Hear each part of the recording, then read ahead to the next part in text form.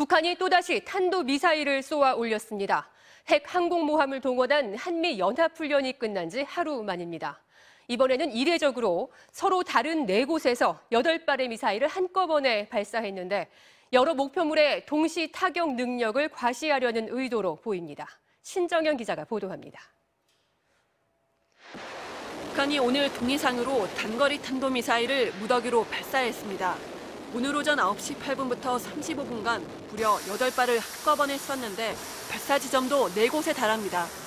09시 08분경부터 09시 43분경까지 북한이 평양 순안, 개천, 동창리, 함흥 일대에서 동해상으로 발사한 단거리 탄도미사일 8발을 포착하였습니다. 단거리 탄도미사일의 비행거리는 110에서 670km, 고도는 약 25에서 90km, 속도는 마 3에서 6으로 탐지됐습니다. 전술핵 탑재가 가능한 북한판 이스칸데르와 북한판 에이테크스, 신형 전술 유도무기 등 최소 서너 종을 섞어서 쏜 것으로 관측됩니다.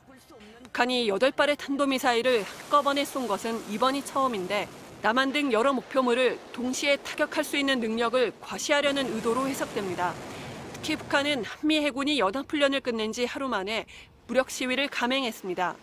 양국이 4년 7개월 만에 처음으로 핵추진 항공모함까지 동원해 북한에 강력한 경고 메시지를 보내자 여기에 반발한 것으로 보입니다.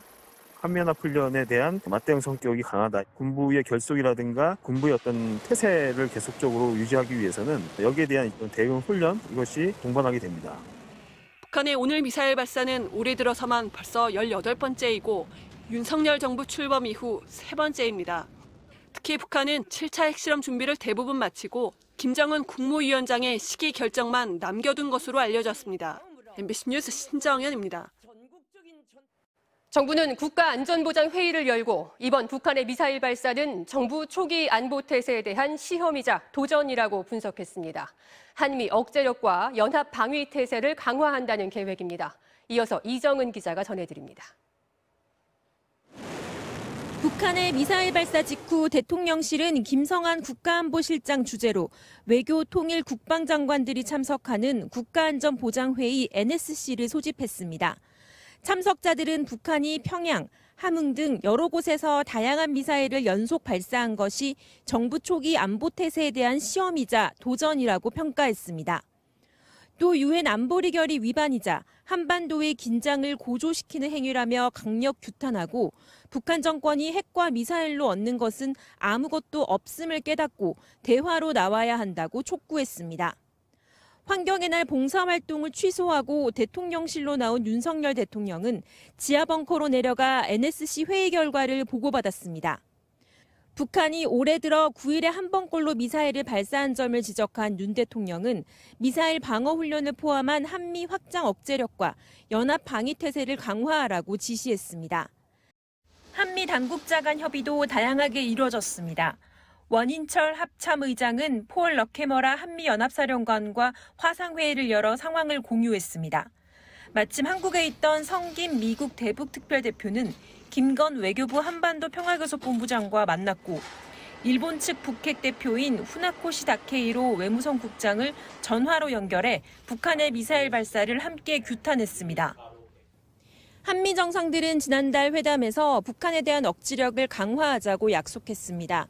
이에 질세라 북한이 미사일 발사에 이어 7차 핵실험으로 응수할 가능성이 높은 만큼 긴장감이 지속될 전망입니다.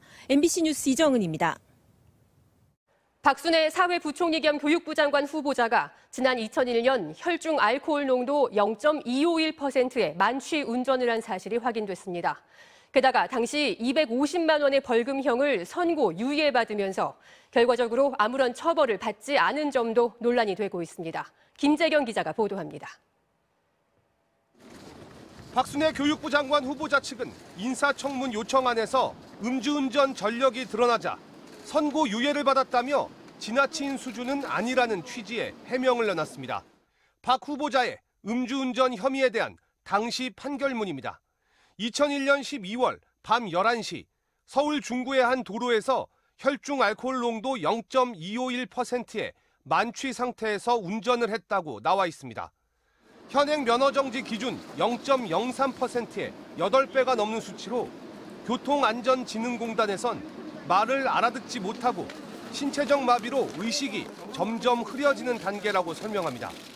매우 심각한 만취 상태였지만 박 후보자는 결과적으로 처벌을 받지 않았습니다. 250만 원의 약식 벌금형에 불복해 정식 재판을 청구했는데 서울중앙지법이 선고 유예 판결을 한 겁니다. 선고 유예는 일정 기간 동안 사고가 없으면 형의 선고를 면하게 하는 처분입니다. 이에 대해 교통사고 전문가들은 대단히 이례적이라며 의문을 제기합니다.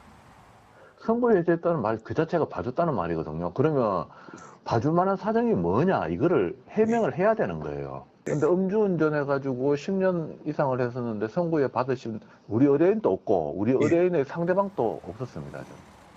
선고 유예를 받으려면 응급 환자를 호송하는 등의 정상 참작 사유가 있어야 하는데 혈중 알코올 농도 0.251% 상태에선 운전이 불가능하기 때문에 선고 유예 가능성도 거의 없다는 게 전문가들의 말입니다.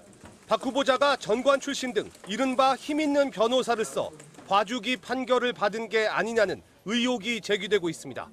또 만취운전 전력 자체가 교육부 장관 후보자로서 부적절하다는 비판도 일고 있습니다.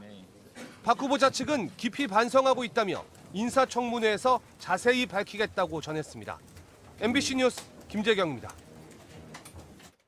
오늘 아침 러시아군이 우크라이나 수도 키이우를 향해 미사일을 발사했습니다. 지난 4월 마지막 공습 이후 38일 만에 또다시 키이우에 대한 대규모 공습을 단행한 겁니다. 홍신영 기자가 보도합니다. 자욱한 연기가 도심 하늘을 뒤덮었습니다.